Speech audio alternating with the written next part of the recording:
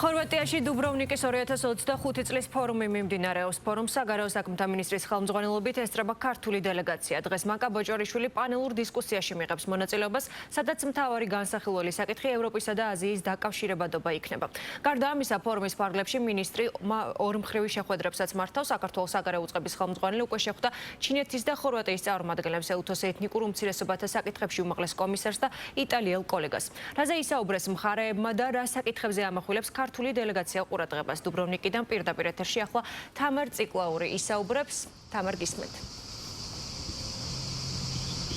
დიახ, როგორც დუბროვნიკის ფორუმის ფარგლებში მომუშავე სხვადასხვა ქვეყნების პოლიტიკური ლიდერები ამბობენ, თავად დუბროვნიკის ფორუმი არის მნიშვნელოვანი პლატფორმა საერთაშორისო დიალოგისათვის და სწორედ საერთაშორისო დიალოგის მიმართულებით აქტიურად მუშაობს საქართველოს საგარეო საქმეთა მინისტრი ამ ფორუმის ფარგლებში. მაკა ბოჭორიშვილი მართავს პირისპირ შეხვედრებს სხვადასხვა ქვეყნების წარმომადგენლებთან. ცოტა ხნის წინ დასრულდა შეხვედრა ალბანელ კოლეგასთან, ასევე ცოტა ხნის წინ ჰქონდა შეხვედრა მაკა ბოჭორიშვილს იტალიელ კოლეგასთანაც. მთავარი საკითხები, როგორც მინისტრი ამბობს, აი ამ შეხვედრებისას ეხება ბუნებრივია ორმხრივ თანამშრომლობის საკითხს, თუმცა ასევე როგორც საგარეო საქმეთა მინისტრი ამბობს, მნიშვნელოვანია, რომ პარტნიორებმა იცოდნენ ის გამოწვევები, თუ რა გამოწვევების წინაშე დგას საქართველო, რომ იბრძვის უსაფრთხოებისა და სტაბილურობისათვის და განსაკუთრებით მნიშვნელოვანია, რომ ეს ინფორმაცია ჰქონდეთ პარტნიორ ქვეყნებს საქართველოსი. გარდა ორმხრივი შეხვედრებისა, ბუნებრივია, მაკა ბოჭორიშვილი აქტიურად არის ჩართული იმ დისკუსიებში, რომელიც იმართება დუბროვნიკის ფორუმის ფარგლებში და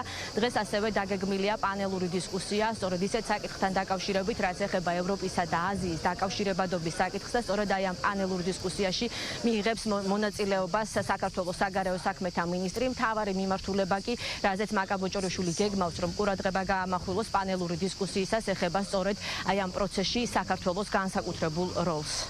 მნიშვნელოვანია, რომ საქართველოს პოზიციები იყოს გაზიარებული, საქართველოსთან დაკავშირებულ საკითხებზე კონდეს მსჯელობა, რა თქმა უნდა, ჩვენთვის პრიორიტეტულია, რომ საქართველოს დღის წესრიგში მდგარი ამოცანები იყოს კარგად ცნობილი ჩვენი კოლეგებისთვის.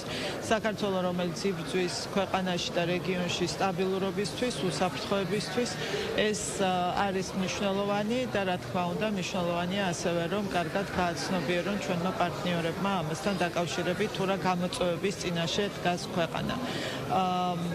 ასევე განხილვების დროს ჩვენ შესაძლებლობა გვექნება ვისაუბროთ იმ როლზე, რაც საქართველოს აქვს რეგიონში, როლზე, რომელიც არის ევროპისა და აზიის დაკავშირებადობის თვალსაზრისით. ეს არის ერთ-ერთი აქტუალური საკითხი, რომელიც დღეს განიხილება სწორედ ამ ფორუმის ფარგლებში და მნიშვნელოვანია, რომ საქართველო როგორც ერთ-ერთი ქვეყანა შუა დერეფანში, ერთ-ერთი ქვეყანა, რომელსაც აქვს დიდი პოტენციალი, ითამაშოს მნიშვნელოვანი როლი.